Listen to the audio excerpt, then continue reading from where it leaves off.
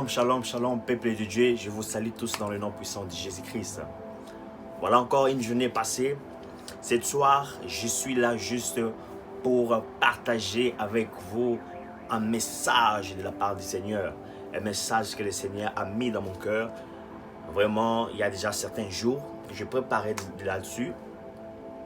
Et aujourd'hui, c'est le jour où j'ai décidé de les partager avec vous. Vraiment, que le Seigneur vous bénisse. Sans plus tarder,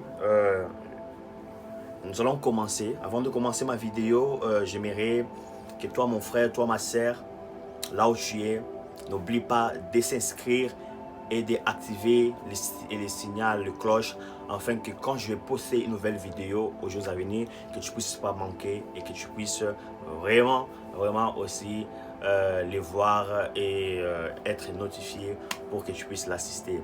Et n'oublie pas de partager la vidéo. Partage avec un frère, partage avec une sœur, partage avec les bien-aimés, partage avec les amis. Si tu aimes la vidéo, si tu aimes la vidéo, tu as aimé la vidéo, partage avec un frère. Parce que réellement, vous savez, il y a des gens qui passent des moments difficiles. Il y a des gens qui passent des moments où ils ont besoin juste d'une parole de la part du Seigneur. Ils ont besoin juste d'une parole d'encouragement, une parole qui va les toucher. Voilà pourquoi partage les vidéos, partage ça vraiment, que le Seigneur te bénisse avec le travail que tu vas faire.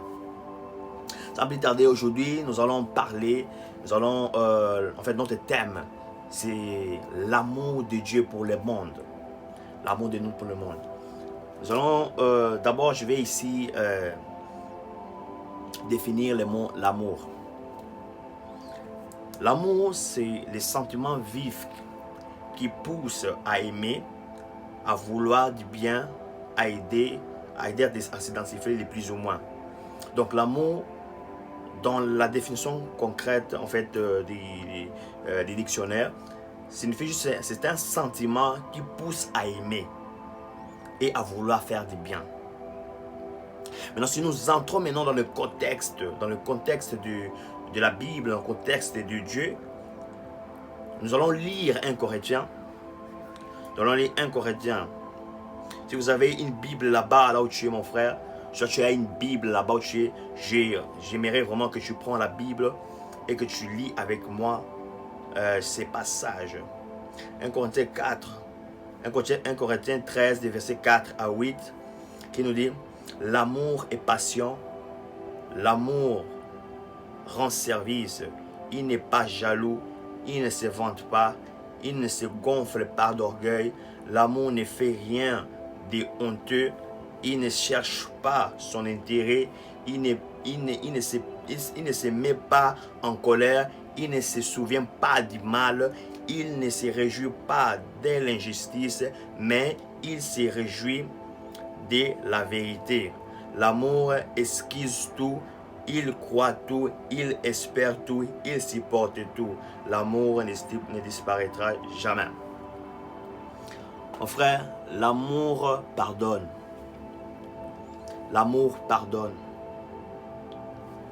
L'amour ne se réjouit pas de l'injustice.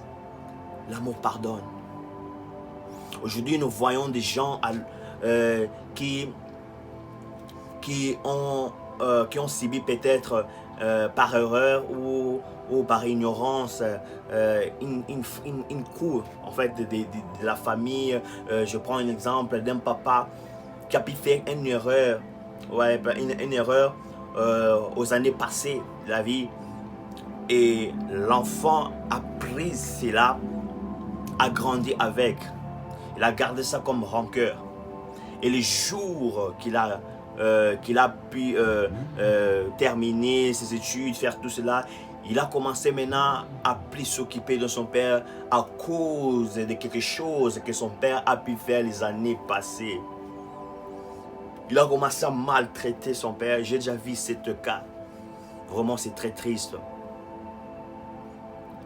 Mon frère, aime ton père, aime ta mère, respecte tes parents. Dans la Bible, il est écrit dans Exode 12. Aime et respecte ton père et ta mère, afin que les jours se prolongent dans les pays que le Seigneur ton Dieu te donne. Vraiment, si tu ne respectes pas ton père, tu maltraites, tu fais ceci, ta sœur t'a fait quelque chose et tu prends ça comme rancœur, tu pardonnes pas, tu fais 3 ans, 4 ans, chaque jour, tu n'arrives pas à pardonner ton frère, tu n'arrives pas à pardonner ta soeur. Ça, c'est pas l'amour de Dieu. Ça, ce n'est pas l'amour de Dieu. L'amour de Dieu pardonne. Quand nous parlons de pardon, je vois pardon, il y a une part. C'est-à-dire que tu donnes une part. C'est-à-dire que pardon, c'est-à-dire qu'il y a ma part là-bas que je donne. Et des fois, nous faisons des erreurs et même si tu as tort, même si tu n'as pas tort, quand tu veux pardonner, en fait, ce n'est pas seulement la personne qui a tort qui peut demander pardon. Parce que je vois le mot pardon, ça veut dire qu'il y a une part que tu dois faire. Ça veut dire que les deux personnes doivent donner une part. Voilà, pardon, part. Ça veut dire que je donne ma part à l'intérieur. Je fais ma part. Il faut pardonner, mon frère. Il faut pardonner, bien-aimé. Il ne faut pas garder rancœur. Voilà, il ne faut pas seulement passer à tes intérêts. Voilà, l'amour englobe tout cela. Voilà, l'amour espère tout, l'amour supporte tout, l'amour ne meurt jamais. Voilà comment Dieu décrit là. Voilà, nous allons prendre 1 Jean 4, verset 8. Nous allons lire, si tu as une Bible à la maison, vraiment, je te conseille vraiment de lire avec moi. 1 Jean 4, verset 8.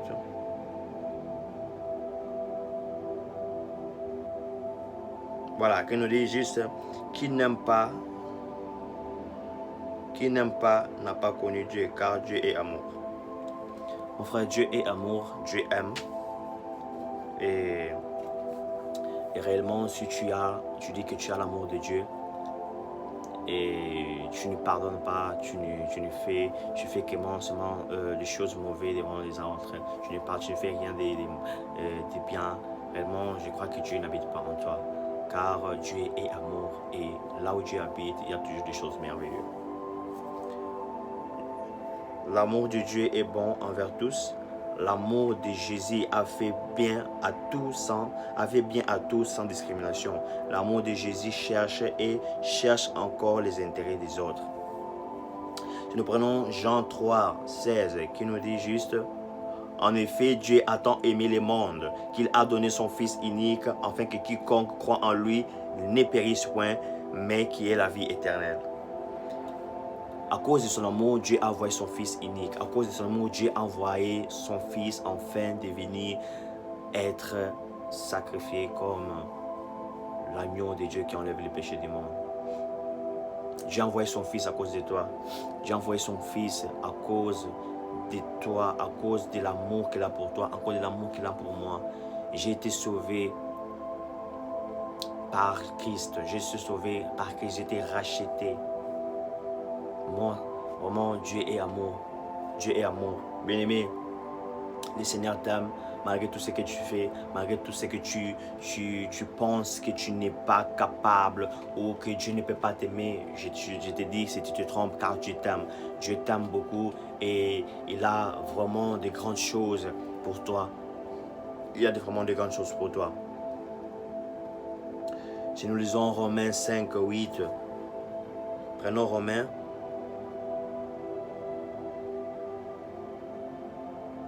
Qui nous dit: mais voici comment Dieu nous montre l'amour qu'il a pour nous, alors que nous étions encore des pécheurs et Christ est mort pour nous.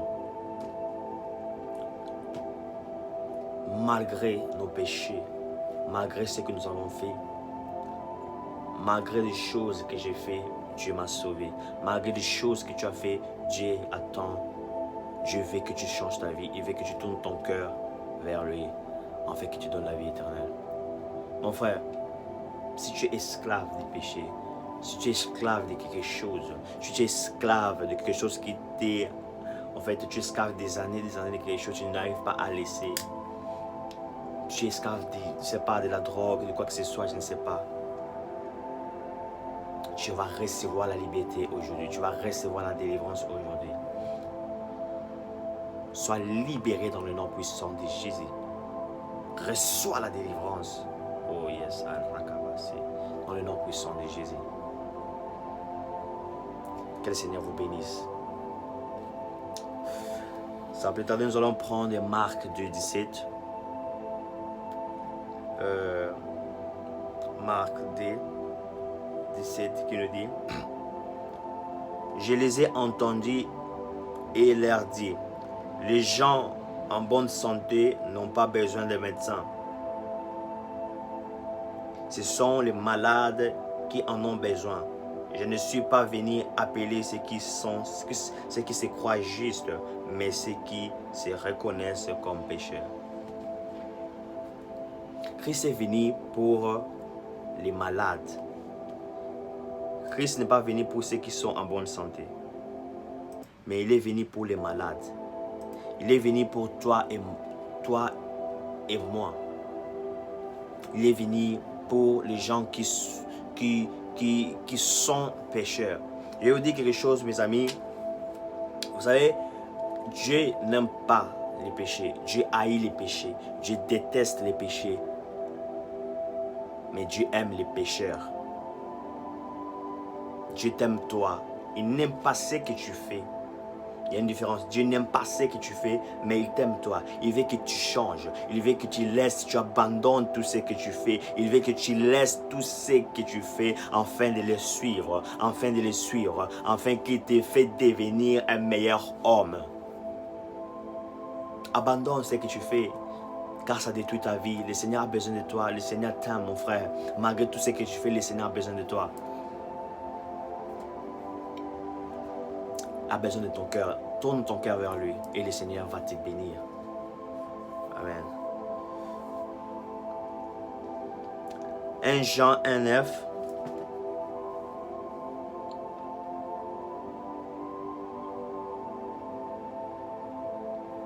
Qui nous dit ceci: si nous reconnaissons nos péchés, Dieu est fidèle et juste, et par conséquent, il nous pardonnera nos péchés et nous purifiera de tous les mal que nous avons commis.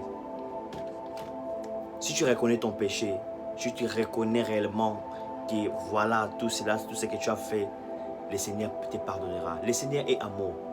Le Seigneur ne pense pas le mal. Le Seigneur, tout ce qui est contraire, en fait, le Seigneur est amour. Il va te pardonner, il va te purifier de toutes choses que tu as fait, comme il a fait avec moi.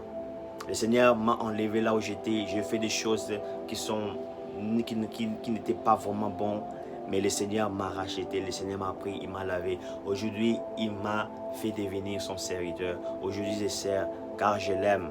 Je sais quand nous aimons quelqu'un, quand nous disons nous avons l'amour de quelqu'un, nous avons toujours cette possibilité de parler de cette personne.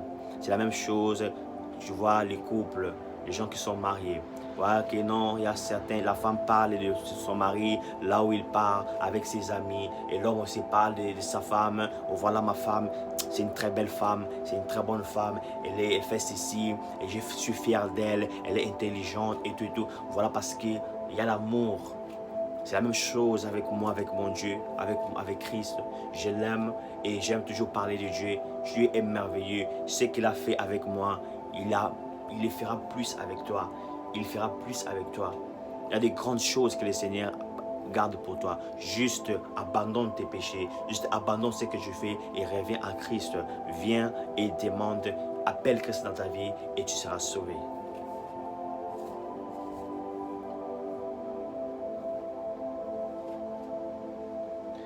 Prenons notre dernier verset, 1 Jean 4, 16. Et si nous avons connu l'amour que Dieu nous porte en nous et nous avons cru, Dieu est amour, celui qui demeure dans l'amour demeure en Dieu et Dieu demeure en lui. Celui qui vit dans l'amour, Dieu vit en lui. Comme je l'ai dit ici, tu vis dans l'amour, l'amour de Dieu demeure en toi et tu démontreras toujours l'amour de Dieu envers tous. Voilà. Mais si toi, mon frère, toi, ma soeur, tu désires vivre l'amour de Dieu, tu désires vivre la vie éternelle que Dieu promet, tu désires vivre l'amour en abondance, je te prie de faire cette prière avec moi. Tu vas faire cette prière avec moi, tu vas demander, tu vas inviter Christ dans ta vie.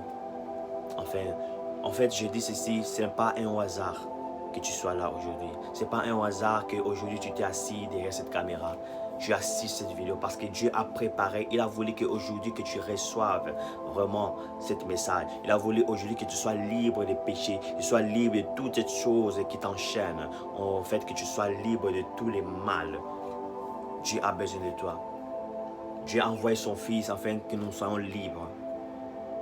Tout ce qui nous tracasse, tout ce qui nous ferme, qui nous fait que nous ne puissions pas évoluer, nous serons libres de cela car Christ va habiter dans notre vie, car Christ va habiter dans ta vie. Fais cette prière avec moi, mon frère.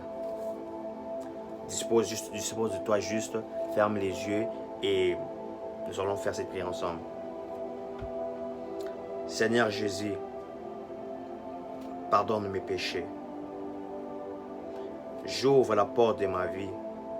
J'ouvre la porte de mon cœur. Et je t'accepte comme mon Seigneur et Sauveur. Seigneur, prends le contrôle de ma vie et fais de moi la personne que tu désires que je sois. Dans le nom puissant de Jésus, j'ai prié. Amen. Toi qui viens de faire cette prière, mon frère, toi qui viens de faire cette prière, Christ habite déjà en toi. Et désormais, aujourd'hui, tu es déjà enfant de Dieu. Mais je vais te dire quelque chose. Ne demeure pas seul. Ne demeure pas seul. Cherche un assemblée où tu vas y demeurer avec les bien-aimés. Cherche un assemblée où tu vas rester avec les bien-aimés. Car la vie chrétienne, je crois que pour moi, je le vois, la vie chrétienne, on ne marche pas seul car nous avons besoin des uns et les autres. Nous avons besoin que quelqu'un nous donne un coup de main. Nous avons besoin que nos frères nous aident, car c'est bien toujours des frères de demeurer ensemble. Voilà. Cherche un assemblée, vas-y. Et si là où tu parles, le Seigneur ou l'Esprit Saint te convainc d'y rester, reste-y, le Seigneur va te bénir là-bas. Et continuez à méditer la parole de Dieu, lisez. Si vous ne comprenez rien, mais lisez, priez, demandez au Saint-Esprit afin de vous révéler des choses qui sont écrites. Voilà, que le Seigneur vous bénisse, que le Seigneur bénisse vos familles, bénisse vos travails, bénisse vos projets, tout ce que vous faites. Et merci vraiment pour votre temps, merci pour le temps que vous avez pris afin d'y rester, d'assister à ces moments. Que le Seigneur vous garde et vous protège dans le nom puissant de Jésus. Voilà, avant de clôturer ce moment, je vais prier. Seigneur Tout-Puissant, merci pour ce moment. Merci, Papa, oh Yahweh, pour mes frères, pour ma soeur, Papa, qui a pris, Seigneur Tout-Puissant, ce temps. Enfin, Seigneur Tout-Puissant, de rester, oh Yahweh, d'assister ces moments. Père, Seigneur Tout-Puissant, je prie, Papa, oh Yahweh, pour les messages, Papa. Béni sois-tu, Seigneur Tout-Puissant. Je te bénis, Seigneur Tout-Puissant, pour les messages que mon frère a réussi, qui m'a réussi, Seigneur Tout-Puissant. Laisse que les messages qu'il a pu écouter aujourd'hui, Papa, puissent produire des fruits, puissent produire quelque chose, Seigneur. Laisse que, Papa, oh Yahweh, oh celle ou c'est lui, Papa, qui a réussi, Seigneur Tout-Puissant, Papa, oh Yahweh, qui a reçu Christ, oh Papa, qui a reçu, Papa, oh Yahweh, Papa, les saluts. Enfin, Seigneur Tout-Puissant, de continuer à demeurer. Laisse, Papa, que ton esprit leur guide, Papa, que ton esprit leur montre les chemins. Dans le nom puissant de Jésus-Christ, j'ai ainsi prié. Amen. Que le Seigneur vous garde, que le Seigneur vous bénisse. Continuez toujours à prier, continuez toujours à lire la Bible. Nous allons nous voir à la prochaine, nous allons encore avoir encore d'autres thèmes merveilleux à partager. Nous allons encore avoir d'autres thèmes encore plus bien à partager. Voilà, et le Seigneur va nous bénir davantage. Donc, que la grâce du Seigneur soit avec vous et demeurez dans le Seigneur. God bless you.